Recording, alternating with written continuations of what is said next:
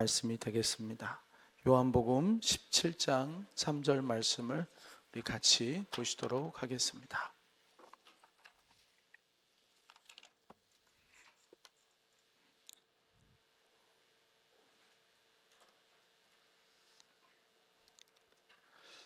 자, 요한복음 17장 3절 제가 먼저 읽고요. 여러분이 합독해서 한번 읽도록 하겠습니다. 영생은 곧 유일하신 참 하나님과 그가 보내신 자 예수 그리스도를 아는 것이니이다.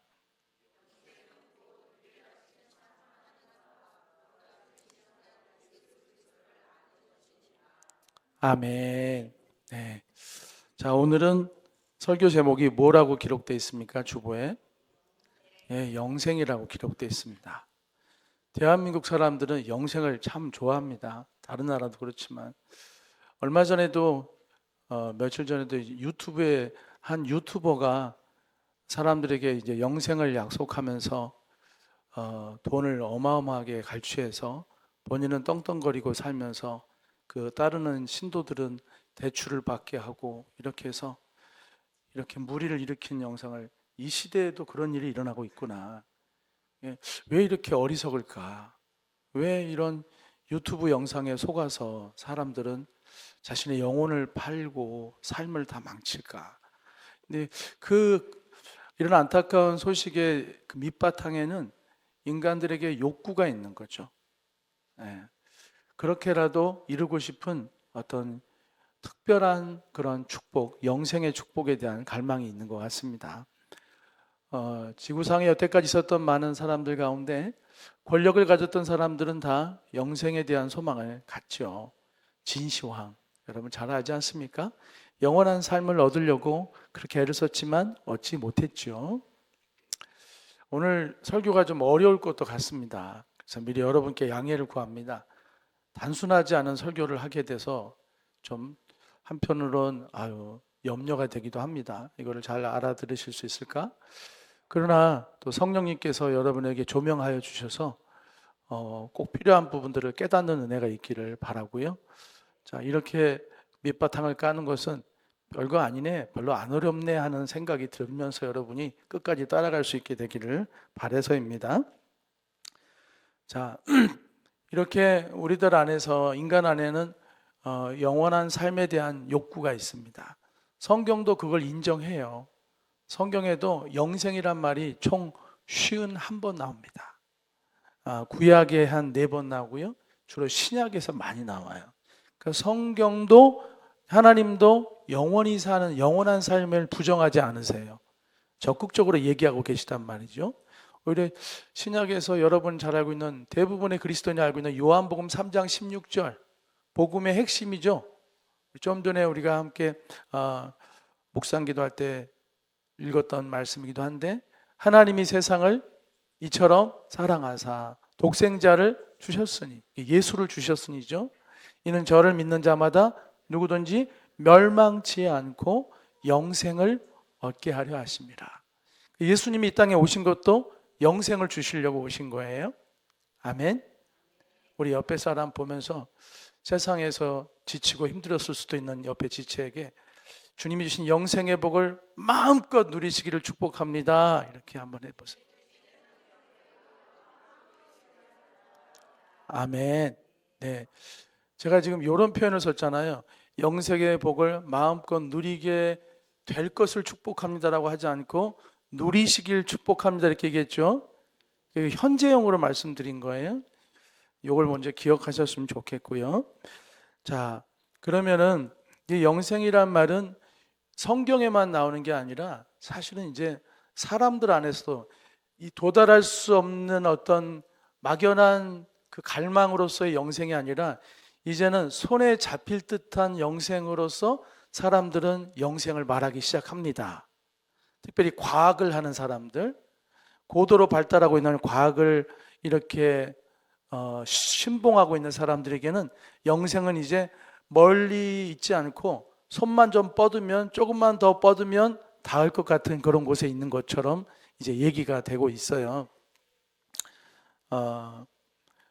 그런 얘기를 하는 것은 첫째로 인간이 늙는 것은 이유가 있을 것이다. 이유가 있을 것이다. 여러분, 사람이 나이 들어갈 때 얼굴만 나이 들어가지 않잖아요. 온몸이 동시에 다 나이 들어가죠. 그게 뭐냐면은 세팅이 돼 있다는 거죠. 이 몸 안에 우리가 알지 못하는 어딘가에 온몸이 함께 동시에 늙어가게끔 마치 프로그램 되어 있는 그 무언가가 비밀이 있다는 거죠. 안 그러면 다 각자 따로따로 올 텐데. 그 비밀을 찾고자 하는 노력들이 그들 안에 있는 거예요. 그래서 언젠가는 이 생로병사의 비밀을 이제 머지않아 다 밝혀내고, 왜냐하면 인간 유전자에 대한 지도를 다 이제 분석하게 되고, 또 인공지능이라고 하는 어마어마한 기계가 생겼잖아요. 이제 2030년 얼마 안 남았잖아요. 2030년 그쯤 되고 나면은 이제 우리가 상상할 수 없는, 지구상에 있는 모든 인간의 두뇌를 다 합쳐도 이길 수 없는 초인공지능이 나온다고 그래요. AGI를 넘어서 ASI, Artificial Super Intelligence. 인간의 능력을 상상도 할 수 없어. 몇만 배, 몇십만 배 이상 뛰어넘는 그런 어마어마한 그런 초지능체가 나오면 우리가 풀지 못했던 많은 수수께끼들이 풀릴 거라는 거죠. 노화의 비밀도 풀리고 여러 가지 그런 것들을 자신 있게 얘기하죠. 그리고 점점 기술이 발달하다 보니까는 이렇게 우리 몸이 늙어가는 비밀을 찾아서 안 늙게 하고, 병들게 하는 원인을 찾아서 병의 원인을 제거해 버리면, 안 늙게 하고 병들지 않게 하면은 오래 살 수 있게 되는 거죠. 이걸 생물학적인 영생으로 사람들이 이제 파고 들어가는 거예요. 근데 이런 거 말고도 테크 영생도 있습니다. 기술 영생. 여러분, 대한민국이 얼마 전서부터 이 외제차 중에서 테슬라라고 하는 차가 막 돌아다니기 시작했죠. 전기 자동차 꽤 많이 샀어요. 이 테슬라라는 전기 자동차가 이제 문을 닫기로 했습니다. 뭐 X 모델, 무슨 모델 했는데 그 다 생산 중단을 공식 선언했어요. 그럼 그 공장에서 뭐 할 거냐? 이제 그 공장에서는 휴머노이드 로봇만 만들기로 결정했어요. 옵티머스라고 하는 로봇이죠. 이 로봇은 계속 버전업 되고 있어요. 그래서 1년에 100만 대를 찍어내겠다는 것입니다. 그래서 휴대폰을 갖듯이 이 로봇들을 사람들에게 가정용으로 보급하겠다는 거예요. 중국에서는 이미 이 일이 활발하게 이루어지고 있죠. 로봇 만들기. 대한민국도 현대자동차가 이제 조지아주에다가 3만 대, 현대에서 만드는 아틀라스라고 하는 세계 1등 로봇이에요. 세계 1등 로봇가 한국 겁니다. 물론 저기 보스턴 다이나믹스라는 미국 회사를 사서 한 것이지만 어쨌든 세계 1등 로봇이에요. 3만 대를 곧 만들겠다고 하고 있어요. 그래서 현대자동차에서 지금 노조들이 난리 났잖아요. 우리 밥줄 끊기게 말도 안 된다. 우리가 허락하지 않으면 로봇 한 대도 회사에 못 들어오게 하겠다. 지금 막 지금 데모하는 거 아닙니까? 이게 지금 실제로 이루어지고 있는 상황이에요. 그러니 이게 이제 전 세계적인 경쟁이 붙었다는 얘기잖아요. 그렇죠? 테슬라 미국에서도 막 열을 내기 시작하고, 중국은 벌써 난리가 났고, 막 중국은 어마어마해요. 로봇들이 막 공중제비도 돌고 뭐 춤도 추고 별 난리를 다 칩니다. 우리나라는 주로 이제 공장에서 일하는 로봇이죠. 자, 이게 경쟁이 붙었다는 얘기는 뭐냐면은 가면 갈수록 속도가 더, 기술의 진보 속도가 빨라진다는 얘기죠. 그죠? 휴대폰도 서로 경쟁을 하니까 기술이 점점 빨리 발전하는 것처럼. 그래서 이제는 이 로봇들이 우리 일상생활 속에 쉽게 들어올 것이다. 그리고 점점 성능이 좋아져서 사람 같은 행동을 할 수 있을 정도로 발전할 것이다. 이건 뭐 멀리 내다보지 않아도 금방 다가올 미래의 이야기입니다. 이거를 부정할 수 없어요. 증기기관이 만들어지고 산업혁명이 일어났을 때 사람들이 아무리 부정해봐야, 농사 짓는 사람이 안 돼 해봐야 그 물결을 거스를 수 없었던 것처럼, 이런 기술혁명의 시대는, 4차 산업혁명의 시대는 우리에게 점점 현실로 물밀듯이 감당하기 어려울 만큼 다가올 것입니다. 왜 이 얘기가 우리에게 필요하냐? 그 테슬라라는 곳에서 얼마 전에 이런 얘기를 했습니다. 이제 날 때부터 소경된 사람들도 볼 수 있게 해주겠다. 이거 미국의 그 안전청에서 허락만 맡으면 바로 시작하겠다. 기술이 확보됐다는 얘기예요. 왜냐하면 사람이 눈으로 포착한 걸 갖다가 뇌가 인식해서 뭘 봤다라고 인식하잖아요. 날도부터 소경된 사람들은 이게 안 되거든요. 입력이 안 되는 사람들이잖아요. 그 사람들에게 이제 카메라를 달아주겠다 이거예요. 카메라만 있으면은 뇌하고 통신을 연결할 수 있는 것을 이미 개발했기 때문에 얼마든지 못 보는 사람들도 처음에는 좀 약간 흐릿하게 보이겠지만 점점 기술이 좋아지면 고해상도가 되겠죠. 그러니까 우리 중에 2.0인 사람보다 훨씬 더 잘 볼 수 있는 사람이 될 수도 있습니다. 심지어는 적외선, 자외선까지도 볼 수 있는 그런 인간이 나올 수도 있죠. 이런 것들을 계획하고 있는 거예요. 뿐만 아니라 이렇게 사고로 움직일 수 없는 사람들 있잖아요. 이렇게 침대에만 누워 계신 분들, 그분들은 아무것도 못 하거든요. 근데 그분들의 머리를 두뇌에다가 칩을 하나 연결해 가지고 그 칩으로 그 사람들이 생각만 해도 컴퓨터 타이핑이 쳐지게 하고 생각만 해도 뭘 움직일 수 있게끔 만들죠. 이 얘기는 뭐냐면 이제 인간의 이 머릿속을 사람이 들여다보고 조작할 수 있고 만질 수 있게 됐다는 얘기입니다. 그렇죠? 그러면은 한 사람의 인생이라는 게 다 여기에 머리에 저장되어 있잖아요. 거기에다가 다른 생각을 집어넣을 수도 있고 뺄 수도 있고 이제 통신이 가능하다는 얘기거든요. 그러면은 나의 일생에 담겨 있는 그 기억들이 내 머리 어딘가에 저장되어 있을 거 아니겠습니까? 나라는 사람의 감정, 사람이 감정을 느낄 때 뭐 전두엽이 움직인다, 무슨 신호가 나오는 걸 다 파악을 하는 거예요. 왜냐하면 어마어마한 기술이 있으니까, 인공지능. 그렇게 해서 한 사람의 인생이 이만한 데이터로 만들어질 수도 있죠. 이 데이터를 아까 말씀드린 로봇 같은 것에다가 심기만 하면 살 수 있죠. 그렇게 하지 않더라도 우리 임플란트 하지 않습니까? 내 이가 신통치 않으면 다른 이를 집어넣죠. 언젠가는 이제 두뇌하고 이 모든 신경계랑 이걸 다 소통할 수 있는 기술이 이제 거의 만들어졌어요. 그럼 만들어지면은 굳이 이 불편한 팔을 쓰지 않고 다른 팔을 쓰려고 하겠죠. 다른 다리를 만들어 넣을 수도 있고. 왜냐하면 이미 로봇들이 움직이고 있잖아요. 고도로 발달한 그걸 사람에게 이식만 하면 되니까요. 이게 테크 영생입니다. 기술에 의해서 인간의 수명을 훨씬 연장시키거나 심지어 계속 복제해낼 수 있다는 것이죠. 이게 지금은 좀 이해가 안 되죠. 그렇지 않습니까? 우리 조선시대 사람들이 비행기 타고 우리가 미국에 갈 걸 상상이나 했겠습니까? 근데 지금은 지구에서 이렇게 뭐 화성 가서 이주해서 살겠다고 얘기들을 하기도 하고 별 얘기를 다 하잖아요. 세상이 많이 바뀌어갑니다. 자, 그러면은 인간이 꿈꿔왔던 영원한 삶, 불사의 삶, 불멸의 삶이 이런 형태 저런 형태로 점점 거리가 좁혀오고 있죠. 적어도 훨씬 오래 살게 될 것입니다. 제가 지금 올해 61살이거든요. 죄송합니다, 어르신들 앞에서. 그런데 예전에는 61살이면은 환갑잔치하고 동네 어르신이고 동네에서 진짜 오래 산 사람이거든요. 요즘 어디 명함도 못 냅니다. 청년처럼 생각해요. 요즘 제가 주변을 보면 80대 어르신들이 너무 정정하세요. 뭐 운동하시는 것도 그렇고 사회활동 하시는 게 너무 정정해. 저희 교회도 80대 어르신들 계신데 너무 건강하게 잘 지내시잖아요. 예전에는 꿈꾸기 어려웠던 그런 수명이죠. 근데 앞으로는 이거보다 훨씬 더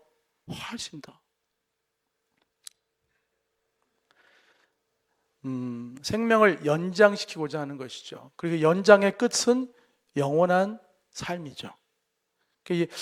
우리 인간들이 생각하는 영원한 삶은, 영생은 생명을 연장시켜서 언젠가는 어떠한 형태로든 간에 영원히 죽지 않게 되는 것이 이 인간들의 영생이에요.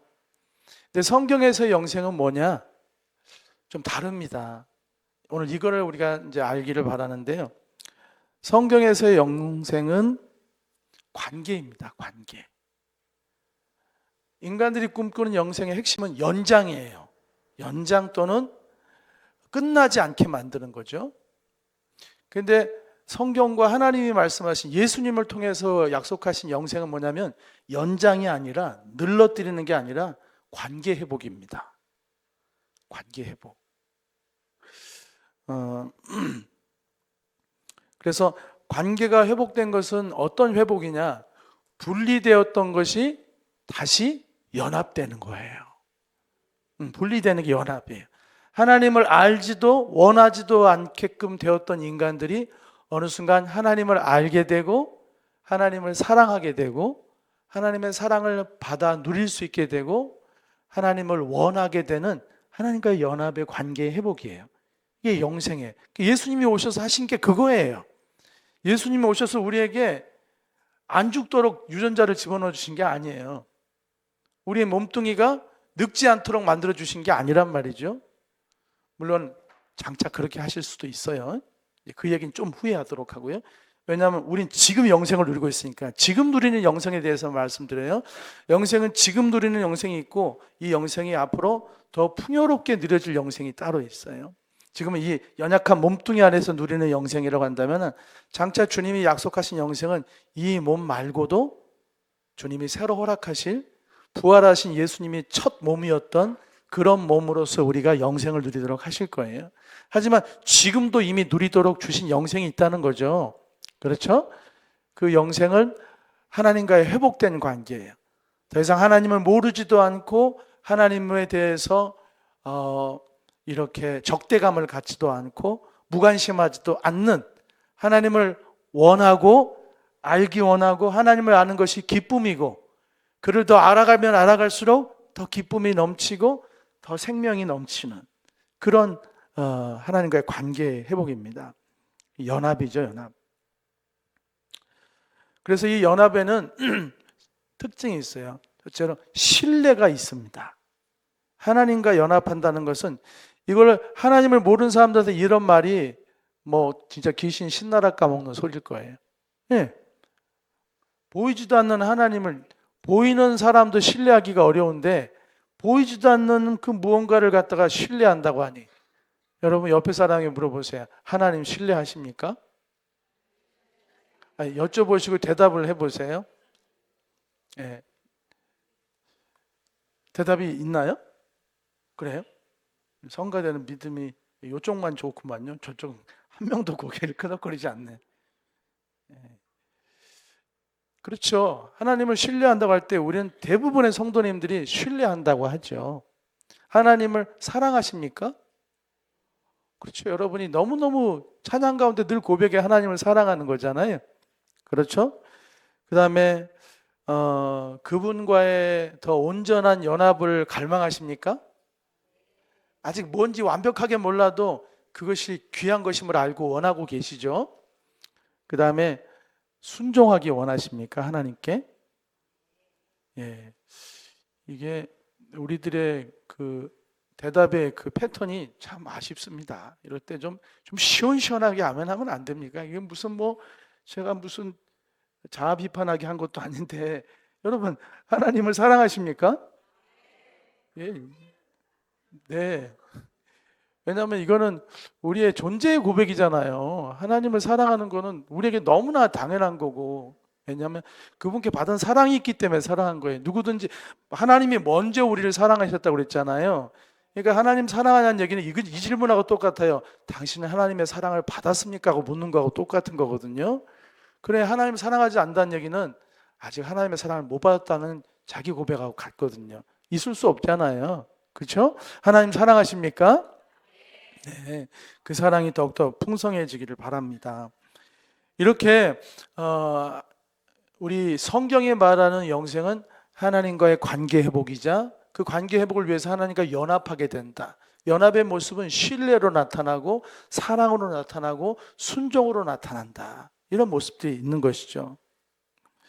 그리고 세상의 이 기술과 인간의 욕구가 말하는 그 영생은 일단 연장시키는 게 목적이에요. 그래서 어떤 사람은 원하지 않을 수도 있어요. 왜냐하면 삶이 너무 고통스러운 사람들은 이제 그만 끝내고 싶은 사람도 있거든요. 그렇죠? 하지만 삶이 괜찮다고 생각하는 사람은 늘리고 싶을 거예요. 그렇죠? 궁금하네요. 진짜 우리 가운데 진짜 죽지 않고 오래 살고 싶은 사람이 있기는 한 건지 한번 여쭤보고 싶어요. 우리 옆에 사람 한번 진짜 한번 솔직하게 한번 물어보세요. 진짜 영원히 죽지 않는 그런 방법이 나온다면은 그걸 선택하겠습니까? 하고 한번 여쭤보세요. 우리 대답을 들어보세요. 진짜 영원히 죽지 않고 싶습니까? 네. 아마 이해하신 분도 계실 거고 또 아니라고 하신 분도 있을 것이고 좀 생각해 봐야겠다고 생각하는 분도 있을 거예요. 네.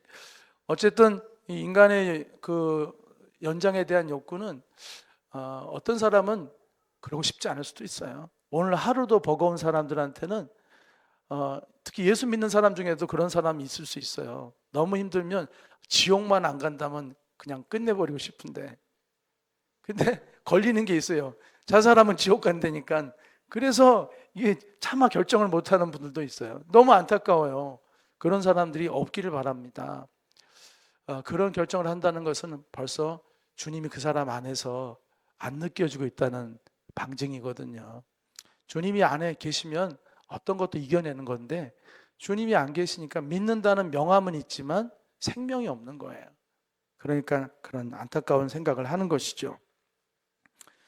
여러분, 이 연장과 달리 그래서 아까 관계라고 말씀드렸지만은 사실 이 관계가 회복되는 걸 갖다가 교회에서는 다른 말로 다시 태어난다라고도 말해요. 그러니까는 영생은 세상의 영생은 고무줄처럼 잡아 늘리는 거라고 한다면은 계속 늘려서 끝없이 늘리고 싶은 것이라고 한다면은 하나님이 말씀하신 영생은 새로운 생명으로 태어나게 하는 거예요. 늘러뜨리는 게 아니라 다른 질적으로 다른 존재로 새로 태어나게 하는 거예요.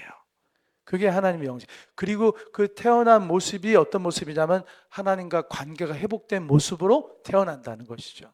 이걸 중생이라고도 하고 거듭남이라고도 하고 또 구원이라고도 하는 것입니다. 그래서 이 새롭게 태어난 생명은 탄생이기 때문에 앞으로의 그 미래를 보아도 이미 탄생한 순간서부터 생명은 누려지는 거잖아요. 그죠? 탄생하는 순간서부터 호흡하는 거죠. 탄생하는 순간부터 먹을 수 있죠. 탄생하는 순간서부터 울 수도 있잖아요. 그러니까 이 탄생이라는 하나님이 주신 영생은 오늘 이미 충분히 누릴 수 있는 것이라는 거예요.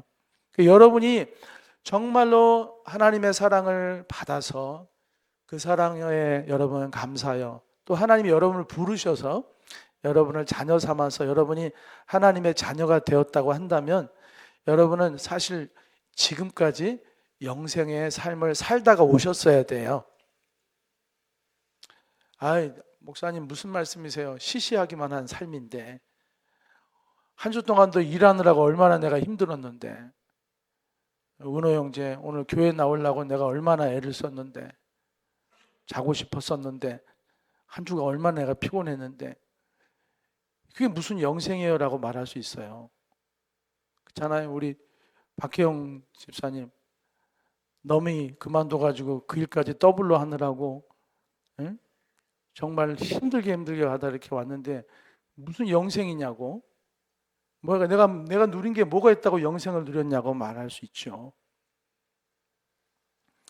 네, 여러분 이렇게 생각해 보시면 좋을 것 같아요. 이건 다른 예배 때도 많이 말씀을 드렸지만 예수를 믿는 사람, 하나님의 자녀가 된 사람은 그렇지 않은 사람은 상상도 할 수 없는 특별한 은혜를 누리며 살아요.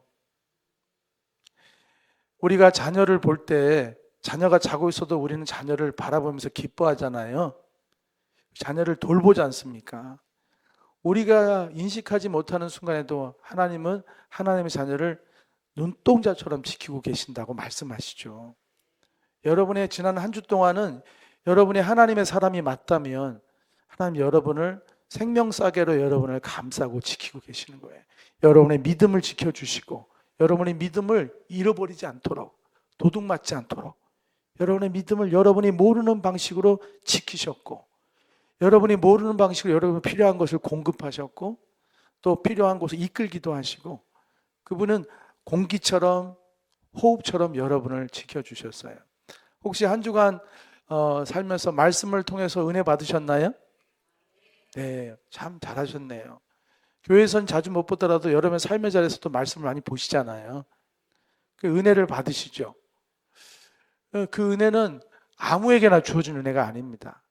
하나님 자녀만 받을 수 있는 은혜예요. 그렇죠? 하나님과의 관계가 회복된 자녀에게 주시는 거예요. 여러분 기도하십니까? 기도하세요? 기도도 아무나 할 수 있는 건 아닙니다. 기도할 때 혹시 그 천지신명이여 이렇게 기도하나요? 대자대비하신 부처님 이렇게 안 하잖아요. 어떻게 해요? 하나님 아버지 그러잖아요. 그게 하나도 어색하지 않죠? 그렇죠? 어떨 때는 그냥 아버지만 부르다가 기도 끝날 때도 있어요. 주여만 부르다 끝날 때도 있고. 그래도 우리 마음의 소원을 다 아릴 수가 있잖아요. 하나님이 듣고 계심을 알고 있지 않습니까? 이러한 특별한 삶이에요. 이런 형태의 삶을 아무나 못 산단 말이에요. 이건 하나님의 자녀가 된 자만이. 그리고 이 지루한 자리에 여러분이 앉아 있잖아요. 별로 멋있지도 않은 건물 아래서 그렇게 뭐 쾌적하지도 않은 공기 가운데서 여러분 앉아서 여러분의 시간을 지금 드리고 있거든요. 여러분 지금 속상하십니까? 내가 여기서 지금 무슨 짓 하고 있는 거야? 내가 지금 여기서 무슨 짓 하고 있는 거야? 미친 거 아니야 내가? 왜 여기서 이렇게 내 시간을 낭비하고 이게 아니라 여러분 마음속에 갈망이 있고 또 들려움이 있고 깨달음이 있다고 한다면 이거는 바깥에서 어떤 누구에게도 이게 되지 않는 일이란 말이에요. 여러분 안에 하나님이 주신 새 생명이 있기 때문에 새 생명의 활동이에요. 활동. 이런 하나님과 회복된 사람이 누리는 삶의 전체를 영생이라고 하는 거예요. 찬양하면서 기쁠 수 있다면 그것도 영생의 한 삶의 모습이요. 말씀을 들을 때 깨달아지는 것도 영생을 가진 자가 가지는 생명의 한 활동이요. 그리고 믿지 않는 사람에게 예수님을 전하고 싶은 너무 안타까운 사람을 보면 저 사람도 예수님을 알면 좋겠다는 마음도 여러분 안에 있는 새 생명의 활동이요. 때로 힘들고 어렵지만 주님께 기도하며 소망을 가지고 이겨낼 수 있는 것도 새 생명의 활동이요. 그리고 순간순간 내가 기도한 것들에 응답이 돌아오는 걸 보면서 감격으로 하나님 이렇게 응답해 주시니 감사합니다고 고백할 수 있는 감사도 새 생명의 활동 중에 하나입니다. 이런 것들이 다 영생이에요. 하나님이 관계를 회복해 준 자에게 주시는 생명 활동인 것입니다. 자, 그러면은 세상이 말하는 영생은 사람이 붙잡으려고 하는 영생이에요. 그렇죠? 기술을 개발하고 애써서 하여튼 늘리고 싶은 사람이 붙잡으려고 하는 영생이죠. 근데 하나님 주신 영생은 뭐냐면 내가 붙잡는 게 아니라 선물로서 주어지는 거예요. 그렇죠? 사람이 붙잡는 게 아니라 하나님이 선물로 주시는 것입니다. 그래서 이 선물을 우리가 누릴 수 있고 즐거워할 수 있는 것입니다. 자, 이제 이런 말씀을 좀 나눠볼게요. 제가 며칠 전에도 한 청년을 만났고요. 지지난주쯤에도 그 청년을 만나서 그 청년이 유독 이 주제에 관심이 많아서 이 주제로 한 몇 시간씩 얘기를 했어요. 워낙 그 주제에 관심이 많은 교회를 다니지 않는 청년인데 너무 관심이 많아서 혹시 이게 복음이랑 연결될 수도 있겠다는 생각에 또 기도하고 또 준비하고 나가서 만나고 대화를 했거든요. 근데 그 청년과 얘기하면서 그런 얘기를 한 거예요.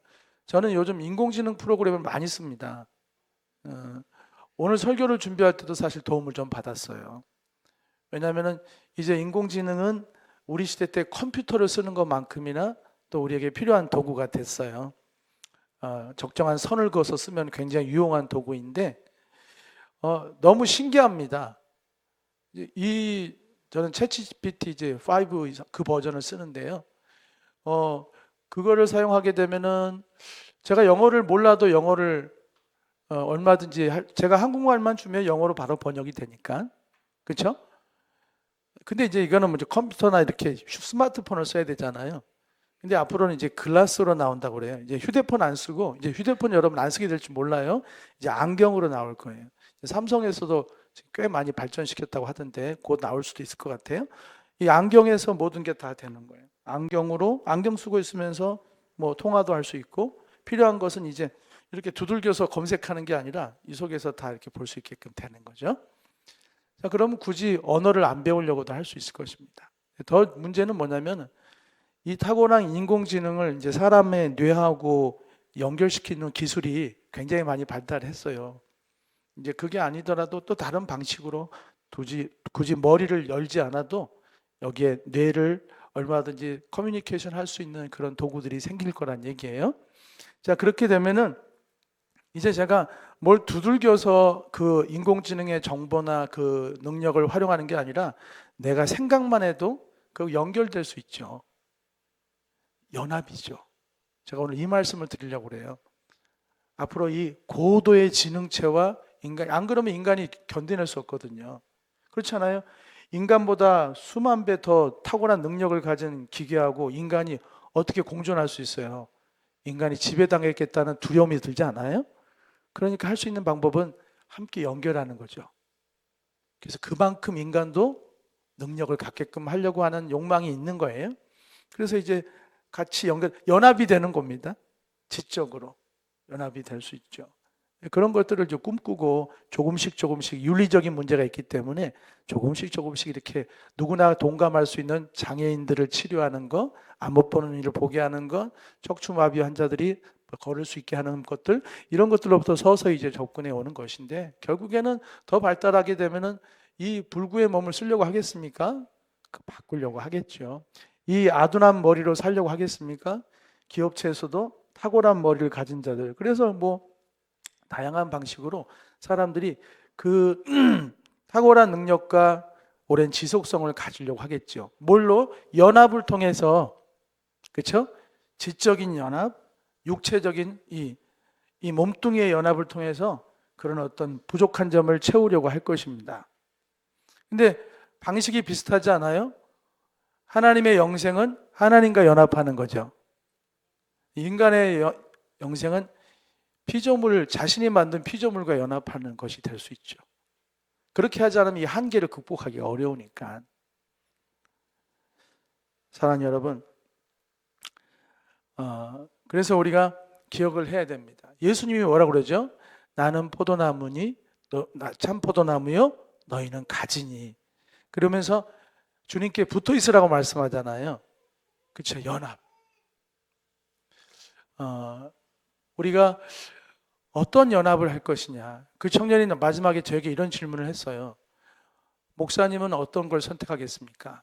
만약에 앞으로 시대가 많이 발전해서 목사님이 영원히 살 수 있는 몸을 가질 수 있는 기회가 있고 목사님의 지적 한계를 뛰어넘는 것을 받을 수 있다고 할 때, 근데 이 지적 한계를 뛰어넘는 이 통신은 통제당할 수 있습니다. 그렇죠? 지금 제가 여러분 쿠팡을 뭐 하나 검색하잖아요. 그러면 몇 날 며칠 돼도 그걸 자꾸 사라고 또 그 광고가 떠요. 제 기록이 남는다는 거거든요. 그렇죠? 그러니까 우리가 그 전기 자동차 테슬라도 이렇게 주행하고 다니면 이 지역의 거리 정보 같은 게 다 테슬라에 다 이게 기억이 될 수 있거든요. 다 수집이 될 수 있어요. 그러니까 인간의 이 머리가 그런 고도의 지능을 활용할 수 있게끔 연결되면은 생산성은 높아지겠지만, 기능은 높아지겠지만 결국은 연결되고 수집되고 통제당할 수 있게 되죠. 언뜻 요한계시록 말씀도 덜컹 생각이 납니다. 이마에 임받지 말라. 그걸 맞지 않으면 경제활동을 못하게 한다고 하는 그 예언이 나오지 않습니까? 요한계시록에. 그렇죠? 근데 임받으면 안 된다고 그러잖아요. 왜냐하면 아직 임받는 자들이 받을만 받는 고통이 또 있다고 요한계시록에 기록되어 있죠. 임받은 자들만 환난을 당하는 그런 하나님의 심판이 또 있어요. 그 임받는 자들이 당분간 혜택을 누리고 경제적인 어떤 자유와 복을 누릴지 모르겠지만 그것 때문에 재앙을 받을 것이라는 기록이 요한계시록에 또 나옵니다. 이게 어수무리하게 좀 연결되기도 하는 것 같죠? 그러니 저에게 묻는 질문이 그래요. 목사님은 그 길을 선택하겠습니까? 아니면 다른 길을 선택하겠습니까? 여러분 어떻게 생각하세요? 내가 더 나은 삶을 살기 위해서, 더 탁월한 존재가 되기 위해서 다른 것과 연합해서 결국 그것에 종속되기도 하고 때에 따라서는 조작이 될 수도 있는 그런 존재로 남겠는가, 아니면은 하나님과 연합하여 내게 주어진 삶을 살다가 부활이라는 방식으로 진정한 영생을 얻을 것인가, 이런 질문이 우리에게 있는 거예요. 그래서 오늘 질문은 두 가지입니다. 첫째로, 당신은 지금 하나님이 주시고자 하는 영생을 누리고 있습니까? 그걸 누리고 있다면 기뻐하고 마음껏 누리고 감사하고 하나님께 온전한 예배자로 하루하루를 감사로 살아가십시오라는 뜻도 있고요. 또한 다가올 미래에 대해서 어떠한 날이 오더라도 우리의 믿음의 정체성을 잃어버리지 말라는 거죠. 두려움이 올 수 있습니다. 이러다 나는 뒤처지는 건 아닌가? 나는 항상 이런 두려움은 존재해 왔잖아요. 그래서 카타콤이란 것도 생긴 거 아닙니까? 그들이 신앙을 지키기 위해서 만들었던 그들만의 힘겨운 삶의 자리, 하지만 은혜로 살아갔던 자리가 있는 것처럼 우리 미래를 바라보는 사람들에게는 그 마음이 있는 거예요. 세상이 아무리 변해도 나는 주님을 붙들고 그분이 주신 영생을 누리다가 부활의 영광 가운데 진정한 영생을 누릴 것이냐, 아니면 이 세상에서의 세상에 주는 피조물과 연합한다는 건 결국 자기와 연합하는 거하고 똑같아요. 나에 의해서, 인간에 의해서 만들어졌으니까. 이게 창세기 얘기하고 비슷하지 않아요? 아담이 왜 그렇게 됐죠?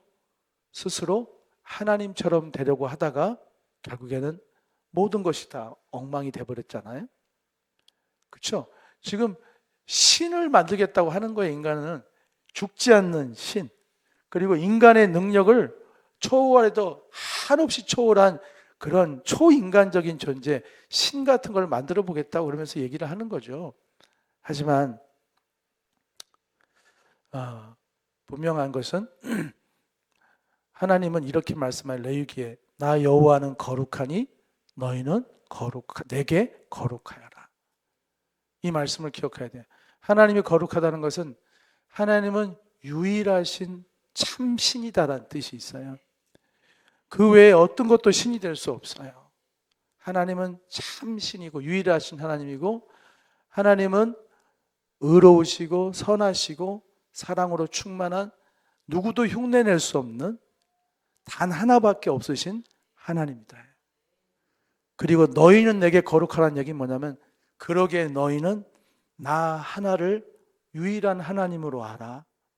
나 하나님을 사랑하며 나와의 관계 안에 머물라라고 하는 하나님의 부르심이에요.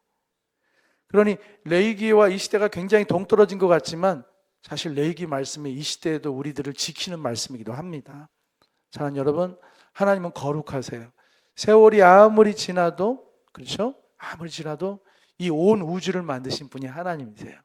인간이 뭐 조금 알게 됐다고 까불지만 그거는 진짜 거대한 바다에 물 한 방울 같은 거예요. 근데 그걸 가지고도 지금 신을 운운하는 인간의 어리석음이 있지 않습니까? 사랑하는 여러분, 오늘도 여러분과 함께 하신 하나님께 집중하시기 바랍니다.